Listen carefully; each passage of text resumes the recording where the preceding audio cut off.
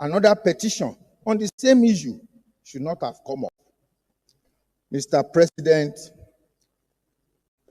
it is always a pleasure when I come into this chamber and I see people like Senator Oji Uzor Kalu, a 1999 governor, Senator Goje, 1999 senator, 1999 minister and two-term governor. I always feel very happy shaking hands with the likes of Senator Lawal.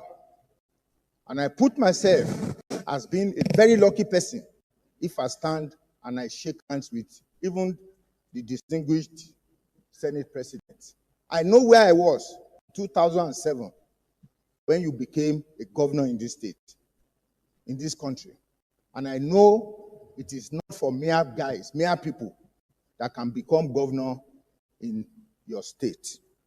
In terms of age, Mr. Senate President, I felt so bad that on that fateful day, Senator Natasha can speak to you the way and manner. Senator Natasha cannot be my sister, my junior sister, because I'm 15 years older than her. My mother does not have anybody that is 45 in age. For her to point at you and speak the way she spoke to a number 3 man in this country is an affront. In my village, nobody will accept that. So for anybody to now put this option number 2, that if somebody, it is not supposed to be, it is supposed to come from her willingly. I want to apologize. That's a different thing entirely. Mr. Senate President, when we get to prayers, we are going to vote on all these prayers. For me, I want to also end this by coming to you, Mr. Senate President, even if you are not there. I want to lead you to the book of Isaiah 54, verse 17. The book of Isaiah 54, verse 17. And it says, and I say to you, Mr. Senate President, that no weapon fashioned against you shall prosper. Senator Akpabiole, no weapon fashioned against you shall prosper. And every tongue, Senator Akpabiole, that rise up against you in judgment shall be condemned. This is the heritage of the servants of the Lord, and the vindication from me, says the Lord. Sorry, my Muslim brothers, that I don't have the Quran. Mr. Senate President, you are a nice man. You are a good man. Senator Ireti Kingibe said something that Senator Natasha benefited greatly from you. Very greatly. And Senator Fadansi just said something. You don't have friends. Because if Senator Natasha and the husband can do what they have done to you, then who are your true friends? When this issue happened, I asked Senator Natasha, is there a problem between the SP and your husband? She denied. And I was wondering, when the senator came here, we extended a lot of courtesies to her and the husband. Several occasions that we have attended, Mr. Senate President, we create seats for the husband in the midst of senators when he is not one. That shows we respect your friend. And most times when I see you, I always see you in the same car with the husband. If a friend can treat you this way, can an enemy treat you better or worse than that? Mr. Senate President, you are a kind man. You are a kind man. You are a kind man. That is a madman from Ekiti. Ekiti people. You have a lot of Oloribuku somebodies in abundance. Now from that same Ekiti, you have Paoleshe. Now there Fayewon comes from. It is there Opeyewon Bawandele comes from. It is also from that place, Ekiti, APC, Egbekegbe, made you vote for Tifunumbu on credit. Now that is where this Oloribruku is also from. Let me give you a bit of an idea or understanding so that you can understand these characters a little bit better. Natasha, her husband, they are friends with Akpabioles. Fine. Natasha made an allegation. He said, behind the scene, Akpabiole has been making a direct advances to her, in which she found really much like unacceptable. Number one, you are closer to my husband, and you can't be making this kind of statement or this passes at me. And since I said the one that took place inside Akpabiole's office, where Natasha told Akpabiole that I'm going to pretend that I didn't hear that, sir. He went to Akpabiole's office to protest. They continued, the continued, rejection of Natasha's bills by Akpabiole, ignoring her. He went to protest that, and Akpabiole told her that, listen, I am the senior, what do you call it? The head of this National Assembly, so to say. And I can make it easier for you. I can make you go places. All you have to do is to play balls. And he told him and said, Mr. Senate President, I'm going to pretend I didn't hear that. And then he was like, okay, we are fine. Suit yourself. I'll call you when I feel like I should call you to speak on your bill.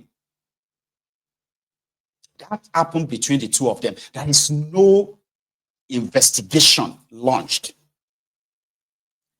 before these guys started going really, really mad. Because they are reacting. Their own reaction is that, how dare you accuse the number 3 man in Nigeria of making sexual advances towards you?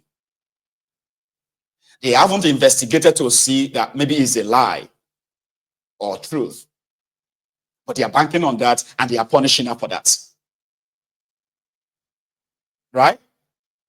They are speaking passionately about something that is not investigated because they do not want it investigated. Outrightly, it should be thrown out. One of them that said, what's that one's name again? That Labour Party guy, the head of the ethics, the Senate ethics and what have you.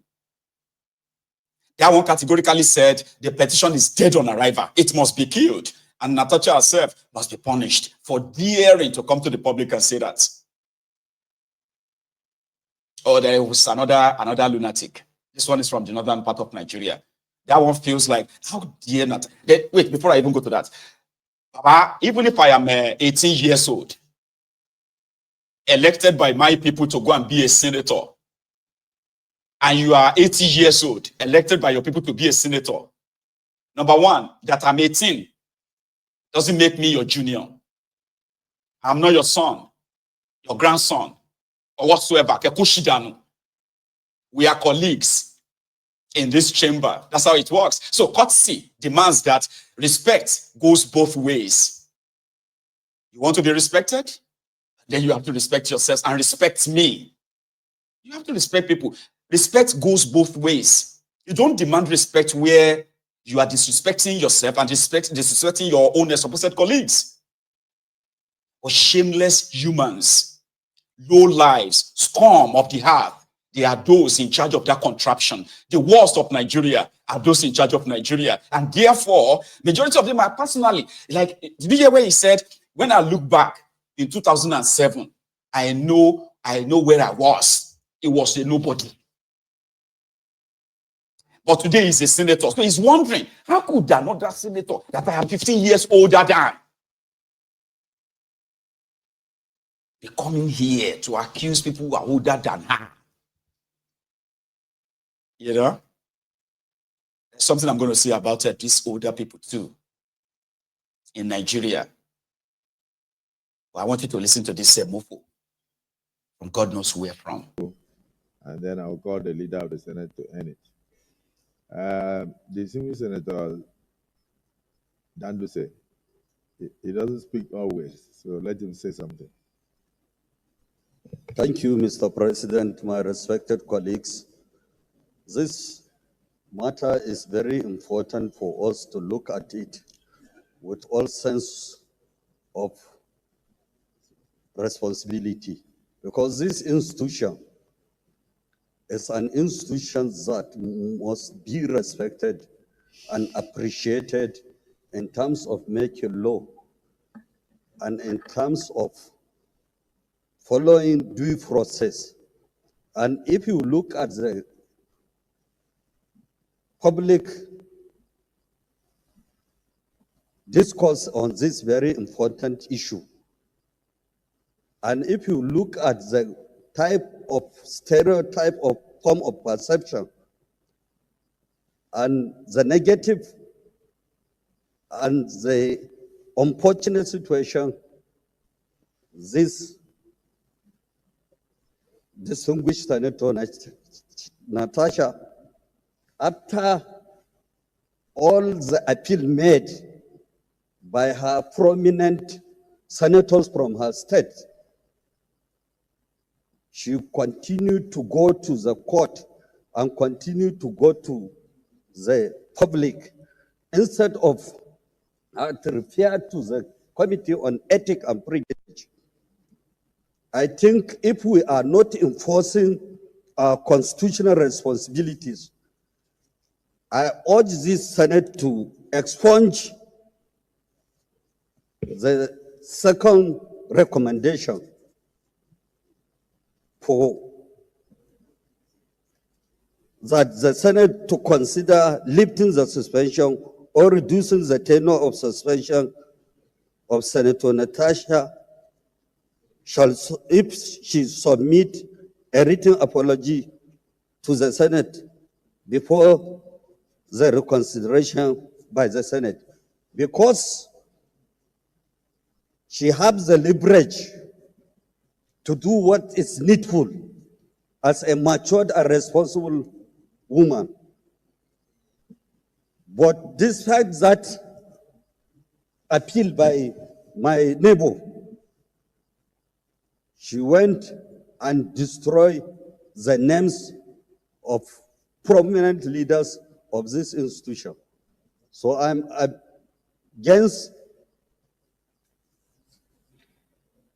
the lifting of any or reducing any suspension less than 6 months, which was recommended by the committee. And at the same time, if we are not imposing our laws into those that breach the law, so that means our coming here is meaningless. Because if you look at all of us here, we have the mandate of Nigerians, and we go through vigorous campaign to come here, and all the burdens of Nigerians are under us. We are under serious pressure, and all of us, if you look at us, we are under serious stress and under serious pressure by different people on this very important matter. So as a matter of fact, if you look at the 10th Assembly, how many people died because of the pressure of the people?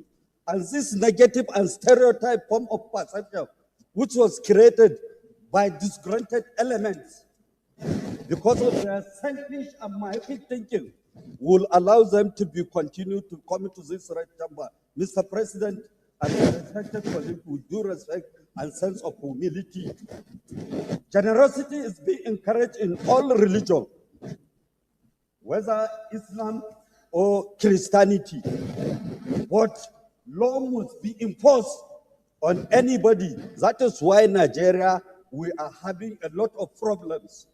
If we are not imposing law on lawmakers that break the law by creating stereotype and negative perception against all of us, that means we are nowhere to be found independently.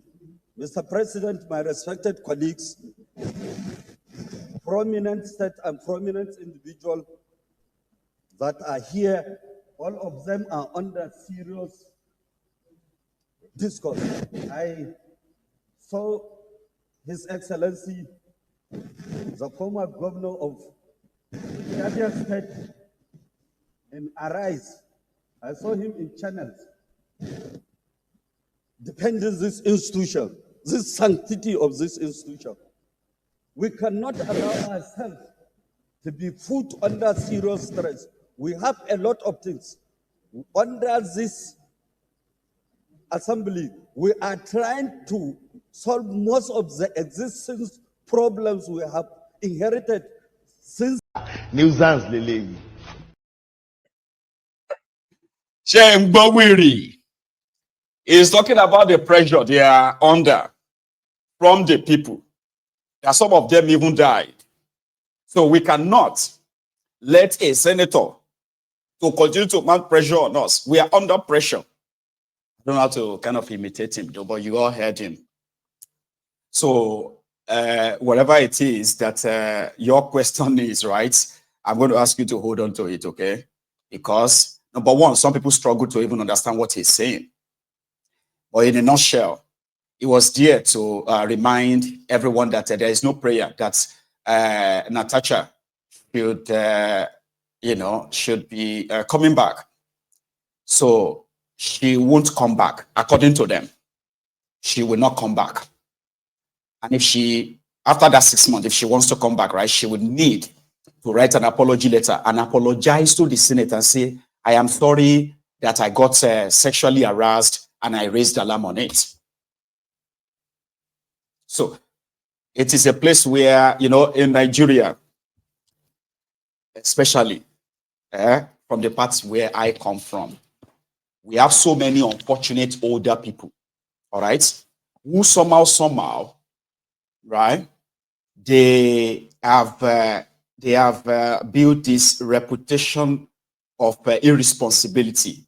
But then you can't hold them responsible for anything. When you try to, right, then you will be considered as disrespectful. You will be considered as rude. And if there's a way they can severely punish you, they will not hold back. These are a bunch of irresponsible people, right? Who somehow, they have been part and parcel as well, okay, of the rot in the society, including, you see, this level of sexual harassment. I call it a rape culture in my own kind of like, interpretation. It's called rape culture.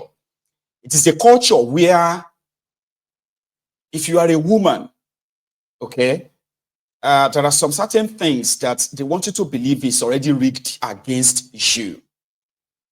For example, if I will use powerful now, because these are not really powerful people. These are a bunch of cowards, okay, hiding behind whatever they call it, power. It's not power, okay, it's pure, misplaced, what have you, okay. So there are those who believe that if you, for any reason, if a man, a powerful person or rich person, for example, right, sexually harass you, you are not really expected to make a fuss about that. Like, why are you making a fuss about that? Are you trying to destroy his house? You want to spoil his home? You want his children? Do you know what this man did before he became who he is? So, like, do you know how many women that will kill or die on the heel of this man just to kind of have one moment with him. So there are those who believe in this. They are like older people. Even though we now have the younger people who have been, mentally kind of like they're destroyed anyway. So the number is growing. But there are some older people. I'll use some now. Okay. Who never really see, like they don't really see corruption as a bad thing. They've benefited immensely from it. They do not see sexual harassment as